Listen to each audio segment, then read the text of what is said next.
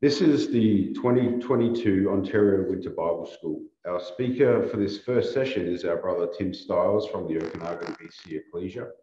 His theme this week is Josiah. He turned with all his heart. And this is his third class, and the subject for this class is the response. Our reading was taken from 2 Kings 23, verses 1 through 21. We'll now invite our brother Tim. Thanks.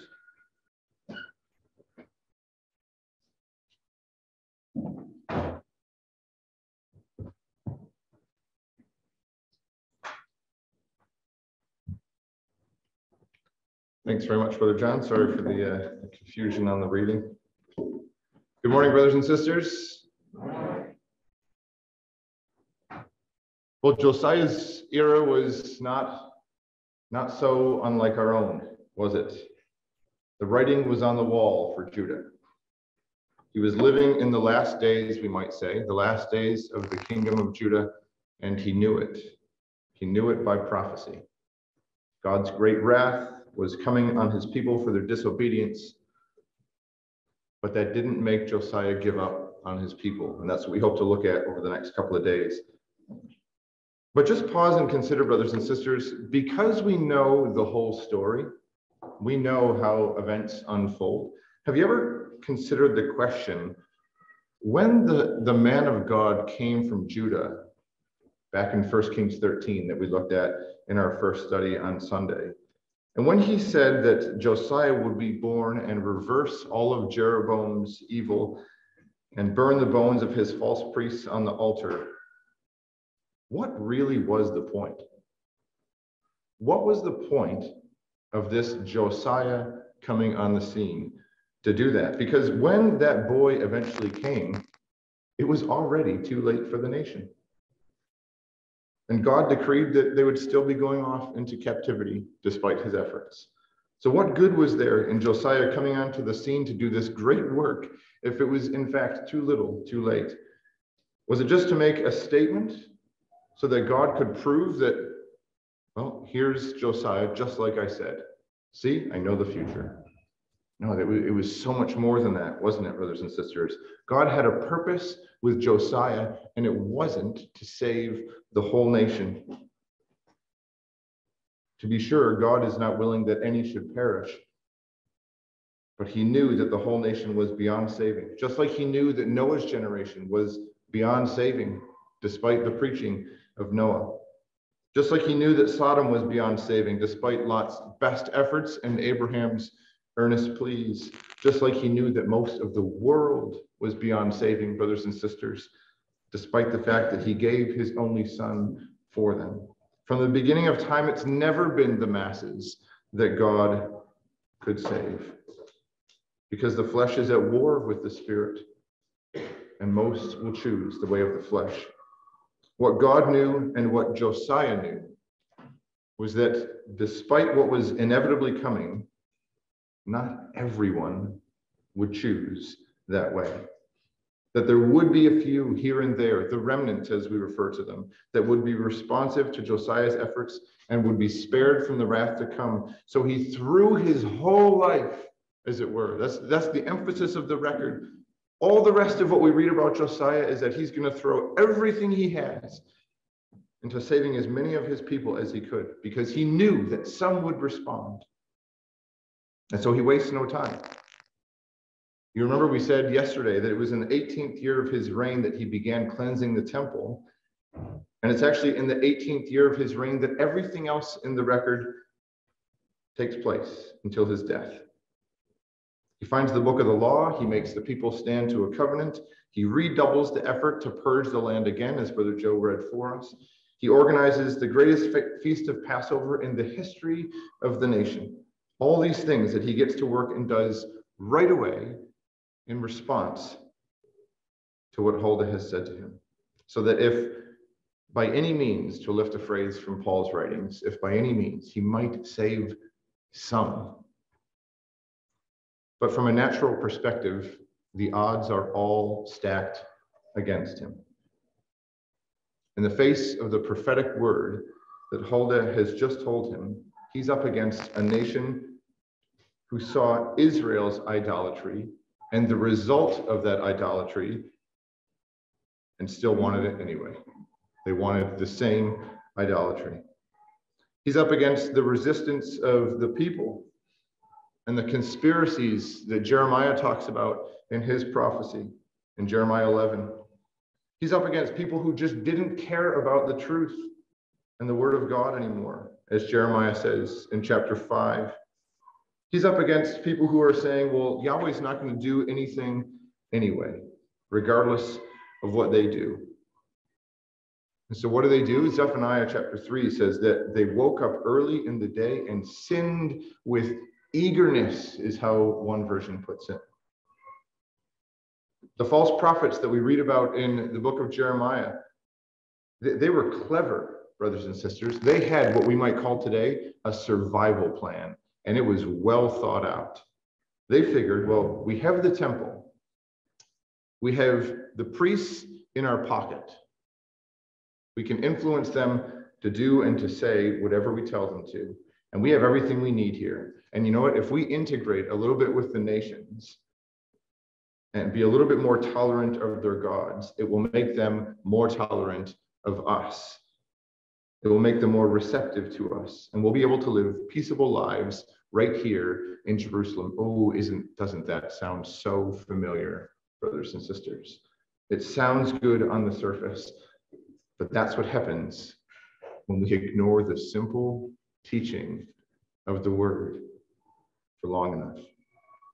And in the midst of all of these challenges, Josiah understood that even though he couldn't save the nation as a whole, it's about saving individuals. And he knew that there were individuals in every part of the nation, even as far north as the northern extremities of Israel, that would make the choice to follow Yahweh. So he didn't just keep his zeal to himself and focus on his own household. What did he do right after he heard Huldah's message about coming destruction and how he would be spared? He wanted to share the word that he had heard. We've read from 2 Kings 23 because we're going to spend most of our time there in this class, but just come back for a moment, or come forward rather, to the Chronicles account in 2 Chronicles 34 that we've been considering up to this point. Because Chronicles tells us that immediately after he hears the prophecy from Huldah, he gathers all the elders of Judah and Israel. 2 Chronicles 34, verse 29. The king sent and gathered together all the elders of Judah and Jerusalem, rather, I think I said Israel, of Judah and Jerusalem. Verse 30, and the king went up into the house of Yahweh, and all the men of Judah and the inhabitants of Jerusalem, and the priests and the Levites, and all the people, great and small. He gathers everyone together and says, everyone needs to hear the words that I've just heard from the law of Yahweh. Everyone, all the people, from the great even to the small, from the oldest to the youngest, from the tallest to the shortest, from the learned to the young kids who will sit here and listen to the readings and have probably no idea what they're talking about. But we're going to get them all together because that's the value of God's word, and everyone needs to hear it. And this time it's not Shaphan who's going to read. This time it's Josiah himself, because this is a man who is involved with his people. He's right there in the mix with them because that's what good leadership does. A spiritual leader knows the way, goes the way, and shows the way, is how one brother put it. That's what Josiah did. He knew the way, he went the way, and he showed the way in his actions. He heard what he needed to do, regardless of how unusual or unpopular it was. He went and did it, and he called others to do the same. And I think he got that from what he read in Deuteronomy, because that's the repeated message of the book of the covenant, of the law of Yahweh that he's just had read to him by Shaphan. That's what Deuteronomy says over and over again. Get the people together, make them hear my words that they may learn to fear me, and then teach it to their children in Deuteronomy 4. Observe in chapter 12 of Deuteronomy, observe and hear all the words, and then get your children and do it with your children as well. Chapter 31, get the people together so that they may hear and that they may learn and fear Yahweh your God and observe to do, and that their children might do it as well. Chapter 32, set your hearts unto all the words which I testify among you this day, which ye shall command to your children to observe to do. That's the message over and over and over in Deuteronomy. Hear the word, do the word, teach others to do the same. Pass it on to the children. Pass it on to the grandchildren, from generation to generation. Brothers and sisters, this man is on fire for God. He's on fire for the truth.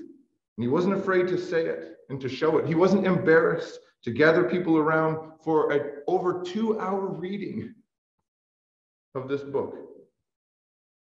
He didn't try to give them the cliff notes or the abridged version or the highlights that he thought were important.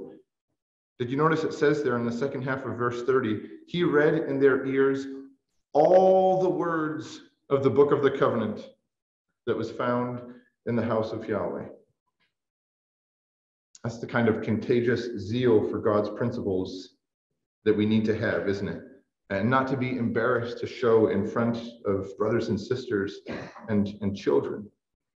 It's not easy. It can look extreme at times, particularly extreme in comparison to the way the world practices religion. But we can't just compare ourselves to the world and say, well, I'm more extreme, I'm more zealous than the world or than the churches, so I must be good at. No, we have to have the same contagious zeal that we see the holy men of old, the women of faith. But nobody will listen. People will think I'm a bit crazy if I go to that extreme. Imagine the result if Josiah had kept his zeal to himself, because he could have. He could have. God had already acknowledged his own personal response and told him that he would be spared from the coming judgment. Josiah could have said, I'm all set and no one else is going to listen anyway. Brothers and sisters, we are in the exact same position. We have the truth. We can be content to keep it to ourselves. Our course is set and our reward is sure if we remain faithful to the end.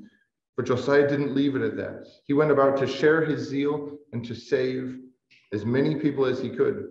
He makes a personal covenant to walk in God's ways, verse 31, with all his heart. We're going to look more at this on Friday, God willing, in our last study, this idea of all the heart. And then he goes about to get the people to stand to a covenant. And perhaps this is one of those parts that in our mind we remember best about the story of Josiah. The fact that he causes the people to stand to a covenant. So we'll just talk about this for a couple minutes later on, and also a little bit more later this week. But that word heart, you know where that comes up perhaps more than any other place in Scripture? Deuteronomy. 47 times in Deuteronomy, the book that Josiah has just heard all the words of. Because we know, don't we, that the message consistently of Deuteronomy is it's not just about doing the right thing. It's about doing the right thing for the right reason. It's about our heart being in what our hands are doing and our mouth is saying. And sadly, that wasn't the case for most of Judah. Jeremiah 3 tells us that many of the people were not genuine in their covenant. And their covenant didn't outlive Josiah. It was a sham, a lie, as the word means. Because, brothers and sisters, you can't transfer faith from one generation to the next like it's a file on a thumb drive. I can't airdrop faith to my children as much as I sometimes wish I could. It has to be a personal choice. We'll see this in Josiah's own household, tragically, but also in Judah as a whole. You can make someone agree to a covenant, but you can't force them to go and live in the right way. There is a great difference between forcing compliance and inspiring obedience. There was a brother who used to say to me, you can't force people to do the right thing. And to a large degree, that's true. Sure, it might look like you can, but in reality, you can't. We can force children to abide by the rules that we set. And it might look like they're doing the right thing, but if their heart is not in it, then they're really just doing it because they've been forced to, and it will be short-lived. We were talking to Brother Chris and Sister Martha about this yesterday, that there are boundaries we need to establish in the home. There are things like filters on the internet that comes into our home that we have to have. And in a sense, what we're doing is forcing compliance. You cannot access certain things on the internet in our house. But the flesh is wily, and they'll find a way to access it if they want to. They'll get a device that's not filtered. They'll find a friend who has a device that's not filtered. How much more powerful is it if as a family we talk about why we have the boundaries that we do? If we explain why we're requiring compliance so that the principles stick, so that there is buy-in to those principles, so that they're inspired by being shown the why of the truth and of discipleship. And then we leave them to choose to do the right thing because they want to, because they know it's right. And then they stumble and realize, well, I tried to go a different way and I realized that that wasn't the right way. That is so much more meaningful and so much more long-lasting and powerful. But continuing in these last few verses in 2 Chronicles 34, we want to notice a word that comes up several times in this context, and perhaps you have it colored already. We said that Josiah gathered together all the people that he could to join him in making this covenant. And it says in verse 32 that he caused all that were present in Jerusalem and Benjamin to stand to it. Now, if you have a margin, it might perhaps say that word present means found. And in fact, it's the same word that we saw earlier in the chapter when Hilkiah said, I have found the book of the law. And that word actually comes up over and over and over again in this context. It starts with the repeated emphasis on what had been found in the temple. And then it switches to the fact that something else has been found. It's the people. The people have been found in the process of all of this. It's really beautiful. It's sort of the turn of phrase, as it were. Because just as the book of the law had been found there, but it was in fact there all along, it just needed the effort to clean the temple for it to be found. Now we have the roles reversed, and it's the people that are found by these efforts that Josiah is making. There's a really beautiful expression, perhaps it's already come to your mind, that Paul uses in Philippians 3, where he talks about giving everything up, counting it all as rubbish, in order to gain Christ and to be found in him. That's our position, isn't it, brothers and sisters? We sometimes talk about finding religion or finding God, or when did you find God? You hear people talking in those terms. And it's true that we will find God if we seek for him. But the reality is that in the first instance, we didn't find God. God found us. Just like he says of David, I have found me a man after my own heart. Just like the Lord went and found the lost sheep of the house of Israel because he was looking for them. But there's also a little play on the English word, this idea of being present. The people were present, that we want to just consider for just a moment. We mentioned a few minutes ago that although they were physically present that day, they were not actually mentally present in the covenant that they stood to. They were there in bodily form, but their heart wasn't there like Josiah's was, or at least for some of the people. And this has application on so many levels, doesn't it? These people had mastered the art of disguise, of feigning interest, to use the language of Jeremiah 3. They were great at putting on the show of outward service, of wearing the mask because it looked good and it was the right thing to do, or because others around them were doing it, or because they were afraid of the results if they didn't do it. But Jeremiah tells us it was a pretense. It was for show. In the words of Matthew 15, they honored God with their lips, but their heart was far from him. Now, we don't need to spend a lot of time, brothers and sisters, in reflecting on how we have the same risk for ourselves.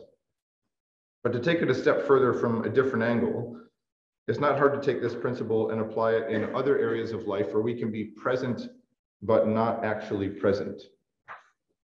You've experienced this, where you can be standing in front of someone and yet your mind is miles away from that person. Where a child can be talking to us, but we're so distracted by something else and totally oblivious to what they're actually asking us about. I'm guilty of this, and perhaps you are as well. It's a good reminder, brothers and sisters, that when we're present, let's be present. Whether it's with each other, with the children here this week, with our children at home, with our grandchildren, with our parents. Let's be real and genuine in our relationships and our interests and our concern for each other, because we can all tell.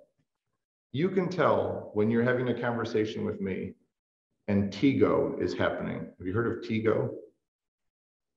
The eyes glazed over. You know that look when someone is looking straight at your face and yet they're not even looking at your face, right? And we all do it from time to time. Let's be present, brothers and sisters. Let's be real and genuine in our discussions and in our conversations with one another.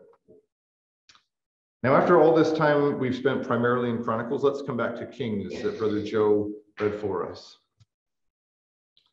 Because this is where the King's account gives a lot more detail about what Josiah did next after he caused the people to stand to a covenant. Now, bear in mind again that this is all in response to what Josiah heard from Huldah. This is all happening immediately on the heels of, okay, we finished. The record doesn't say they finished, but let's assume they finished this big ecclesial project to restore and repair the temple. What now? What's going to happen next? Well, he sets about to be more thorough in things that he's already done. He's going to purge idolatry from the nation again. But wait a minute. Where did these idols come from? Josiah had purged the land back in the 12th year of his reign, 6 years ago. And when Brother Joe read 2 Kings 23, it almost sounds like that purge never even happened. Verse 4 down to verse 20 is this long list of what Josiah did. And he did this in this place. Next verse, and he did this to these. Next verse, and he did this in this place.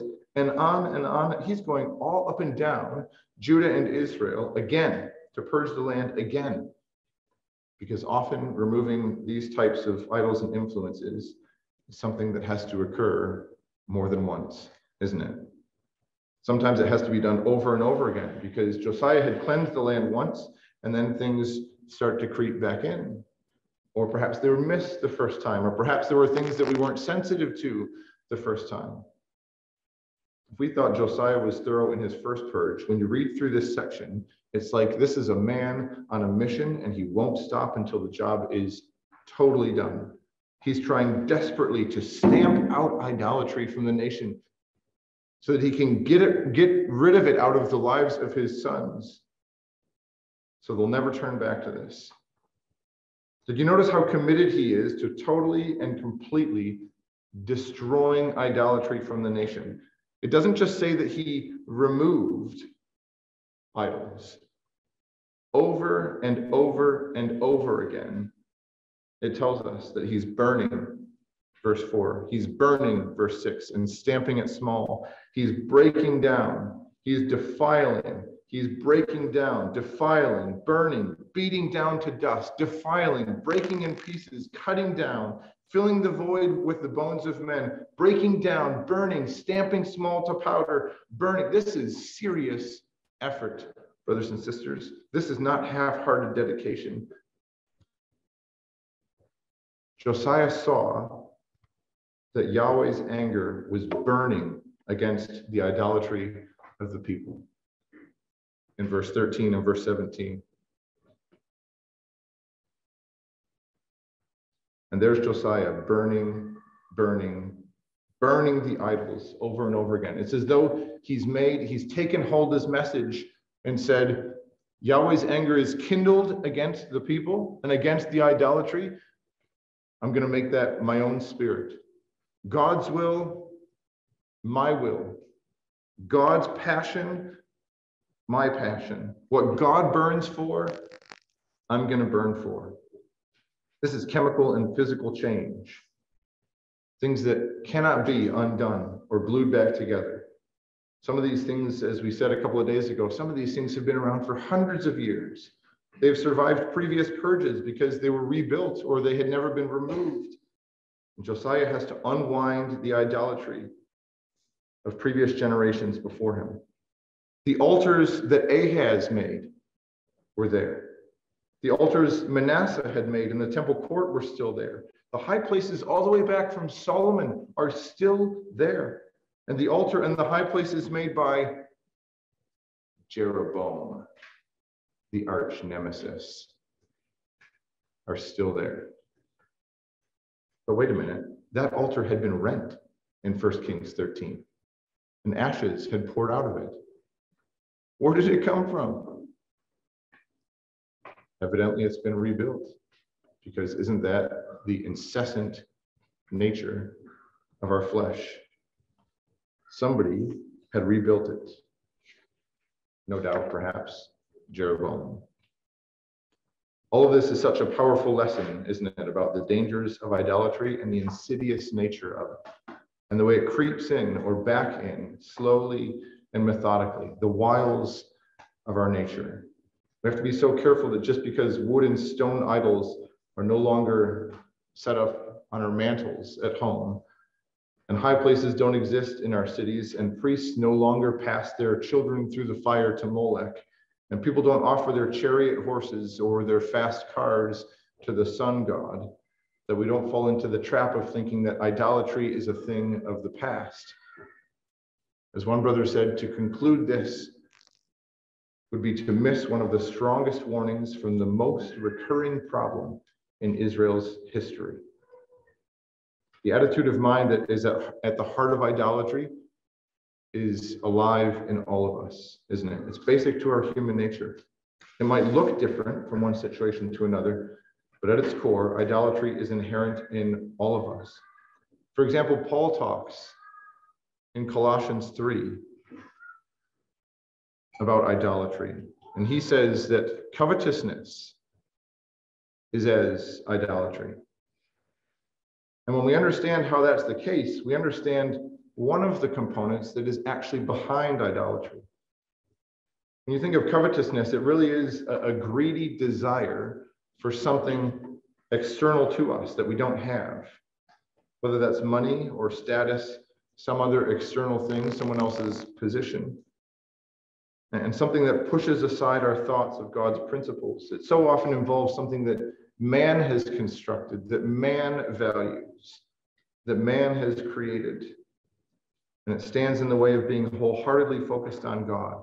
So perhaps one form of idolatry is greedily desiring something that is external to us. And perhaps this is the one that we tend to think of the most, that an idol is a thing, it's a tangible thing that we can aspire to have because it would make us look good or feel good or solve some serious problem or deficiency that I have in my life.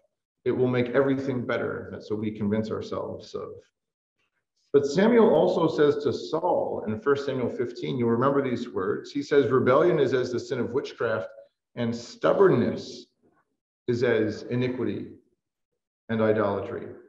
So stubbornness is in some way related to idolatry, because when Saul refused to offer complete obedience to God and insist that his own way was right, he was making his own desires and his own interests of higher importance than God. In short, we might say self had become Saul's idol. But yet again, Paul writes to the Corinthians in 1 Corinthians 10. Let's just go there. We went here briefly with Brother Kitson, for those of you that were in Brother Kitson's session yesterday, because Paul writes to the Corinthians in chapter 10, and he reminds them not to be idolaters, as some of the children of Israel were. As it is written, he says in verse 7, neither be idolaters, as were some of them, as it is written. And then he quotes quite an unusual place from Exodus chapter 32. not the part of Exodus 32 that you and I might have quoted, but Paul, under inspiration, quotes exactly what God wants us to notice. He doesn't quote verse 1 of Exodus 32. Don't be idolaters, as some of them were, as it is written, up, make us gods which shall go before us. He doesn't quote verse 4. These be thy gods, O Israel, which brought thee up out of the land of Egypt. He likens their behavior in eating and drinking and playing as being a major element of their idolatry. And as Brother Kitson pointed out yesterday, there are immoral behaviors bound up in these phrases when you look deeper into them. Because, brothers and sisters, if that's what life is consumed with going to work so that we can eat what we want, to drink what we want, have the toys that we want to play with, satisfy our own natural desires, then even those necessary things, to some extent, of daily life can become our own idolatry. Because when did the people do that in Exodus 32? As we looked at with Brother Kitson yesterday, verse 4 said that the idol was finished. Verse 5 says that Aaron built an altar before it, and he made a proclamation. Do you remember what the proclamation was? We won't go back and look at it. He says, as soon as the idol comes out of the fire, walks out of the fire, as Brother Kitson said, Aaron says, let's not forget that tomorrow is a feast to Yahweh. And so the people rose up on the morrow, on the day that Aaron had reminded the people, it's a feast day to Yahweh. And let's mix truth and error. And they offered burnt offerings and peace offerings and sat down to eat and to drink and to rose up to play. That's the context. And that's the part of Exodus 32 that the Spirit wants us to notice. That there is so much more going on here than just people bowing down to an idol. They are mixing religion and pleasure, mixing truth and error. So idolatry is so much more than just bowing down to a physical thing or saying out loud that this is my God that has delivered me from sin. We know this, brothers and sisters, so we won't spend as much time on this as we might with the young people perhaps, but anything can become an idol for us. Money can become my idol if that's where my confidence lies. An athlete can become my idol if my goal in life is to be as good as them at whatever sport I'm interested in, and I spend so much time on that instead of my spiritual development. A movie star can become my idol. My phone can become my idol if I'm more interested in that than the Bible class that I'm sitting in or the conversation I'm having with you. Isn't that such a risk that we all run with having this handy little device in our pocket? My job becomes my idol when I let it become more important than being present at ecclesial events on a regular basis. My status can become my idol, my reputation, my computer, games, sports, books, whatever I do with my free time. My house can become my idol because all those projects need to get done. They need to. They need to get done more than I need to be at the Bible class. My bookshelf can become my idol. I'll be honest, my bookshelf is not my idol. But it could be for some. Maybe it is for you. My fridge can become my idol. My car, my mirror, a friend in the world can become my idol. Myself can become my idol. You can become my idol. Anything can become an idol for us. Even if for a moment, it's more important to me than God is. What are your idols, brothers and sisters? What have we allowed ourselves to become accidentally or by choice enslaved to? More than slaves to God, even if only on occasion or for brief periods. Back in 2 Kings that Brother Joe read for us, I wonder if it's easy to read verses like verse 13 and think, well, we don't have the abominations of the Moabites, or the abominations of the Zidonians, or the abominations of the Ammonites that Josiah had to get rid of. But what are the abominations of the Canadians? The abominations of the Americans and the Kiwis and the Brits? What are the abominations of the lands that we live in, brothers and sisters? Previous generations had to make intentional efforts to remove idols from their homes. It almost makes you smile in a fleshly way when you find it in the writings of brethren over 100 years ago, and the things that they talk about needing to push out of the ecclesia. And yet sometimes I step back and go, wow, I have let so much more than that into my house. But brethren have struggled with this time immemorial. Back to Josiah and way beyond that. It's worth reflecting on for a moment. In the words of the hymn that we opened with this morning, to make sure that we are worldly aims forsaking, the glory, the fame, the power, and we might add so many other things to that list, but the verse in the hymn would no longer rhyme and it would get too long. But to make God our only portion, our shield and our tower. Josiah was serious about getting rid of idols. Nothing gets to stay this time. Everything and everyone associated with it is going.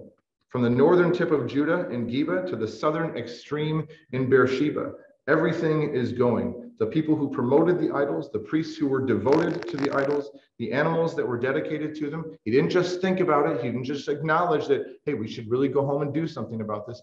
He went home and he took action. He did it.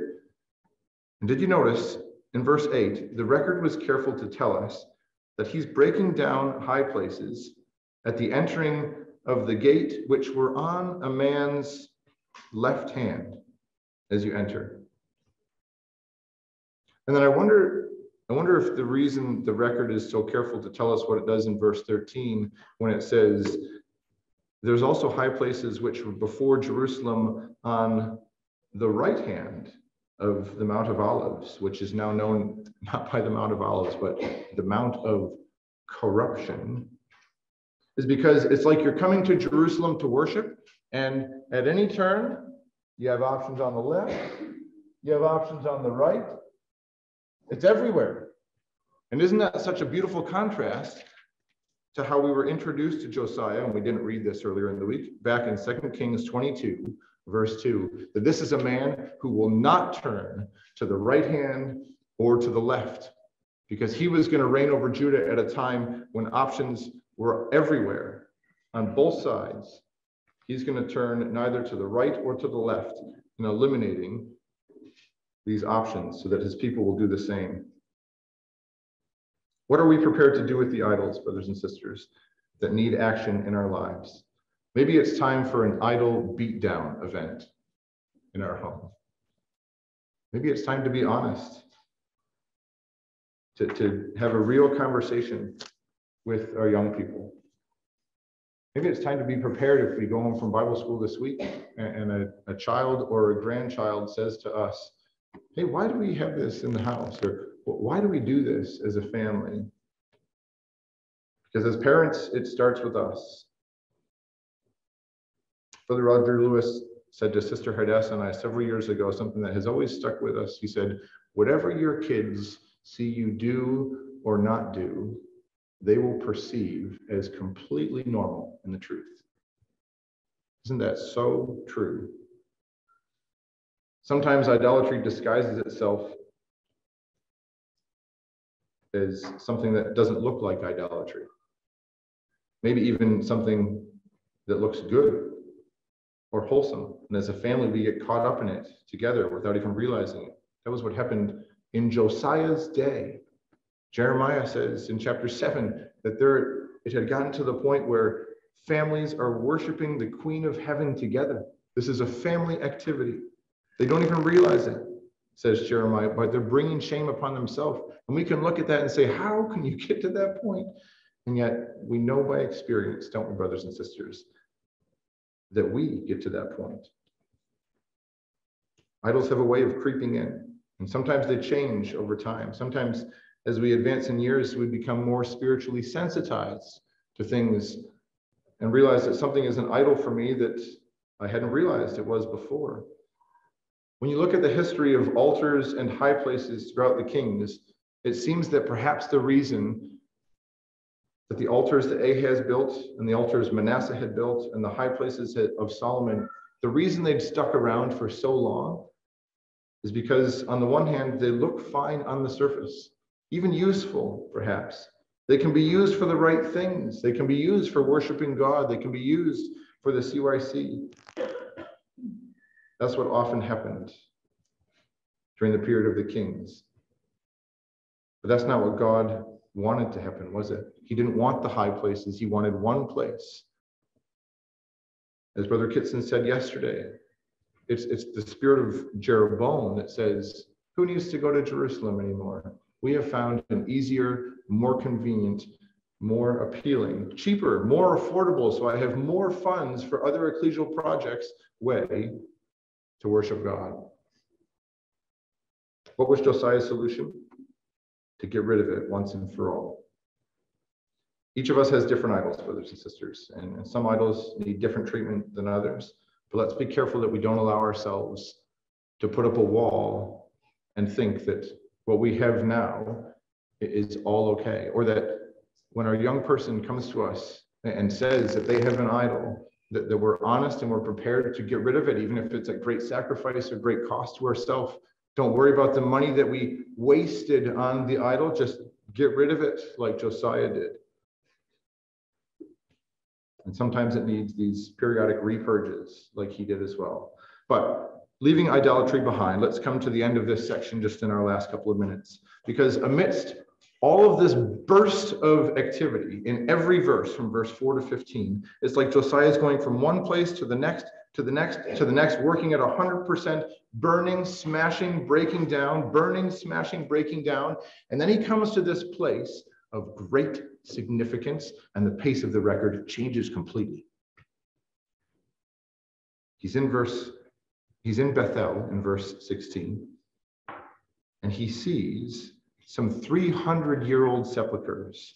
Now, do you think as he approached those, brothers and sisters, he didn't know that he was nearing Bethel? Ooh, I think he did, because Jeroboam, this is Jeroboam's old stomping grounds, and he comes to this place, and he says, just a minute, I have a job to do here. Remember we said in our first class that Josiah made it his mission to undo all of Jeroboam's evils, and here we come, full circle.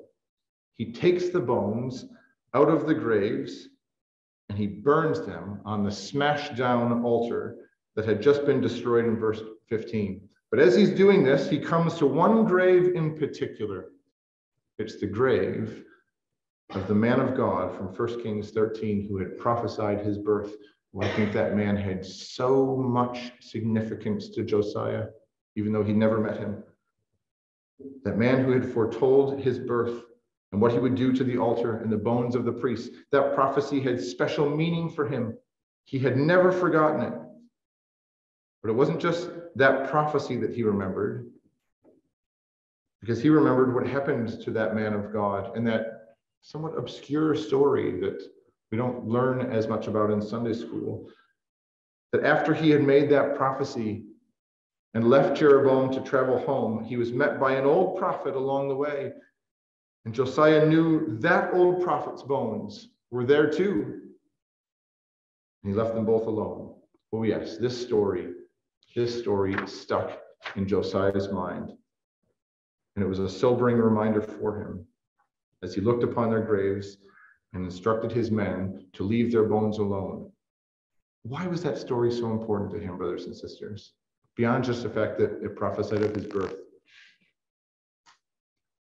We'll have to wait until our study on Thursday, God willing, to look at that a little bit more. So let's just finish this morning then with our summary lessons, our takeaway points. A couple of things that we've looked at. The need to kindle a fire in our hearts for God and not be afraid to share that zeal and that passion because it will be contagious with other brothers and sisters, with other kids and grandkids. The second is to remind ourselves of the fact that it's more important to inspire obedience than to force compliance. And those of you that have kids much older than myself, or grandkids even, you know this much better than I do. To be present with our God and with each other in our families and in the ecclesia.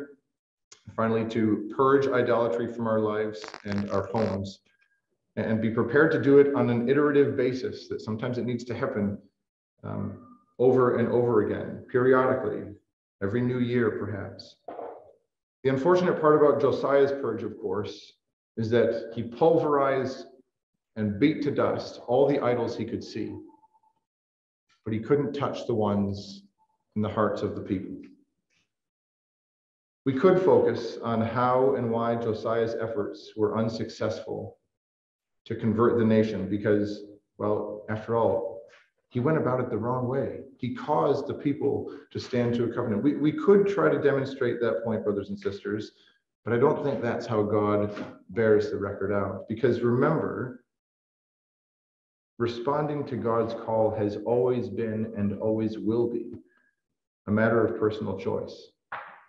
God never holds Josiah accountable or responsible for the fact that the people turned to him faintly. There's never a whisper of a negative or condemning tone for this great effort that Josiah is going to. Their lack of choosing God didn't reflect poorly on Josiah's efforts. And let's not forget that the people did follow through with their covenant all the days of Josiah. He did inspire some in that generation. There was a faithful remnant. And to make sure that happened, brothers and sisters, tomorrow we'll look at how he does so much more than just purging. He's not finished in the work. He's got more in mind to keep driving forward, to keep pushing the people forward with positive spiritual initiatives in the ecclesia, to make sure that, in the words of Brother L.G. Sargent, they will cast out the evil by implanting the good.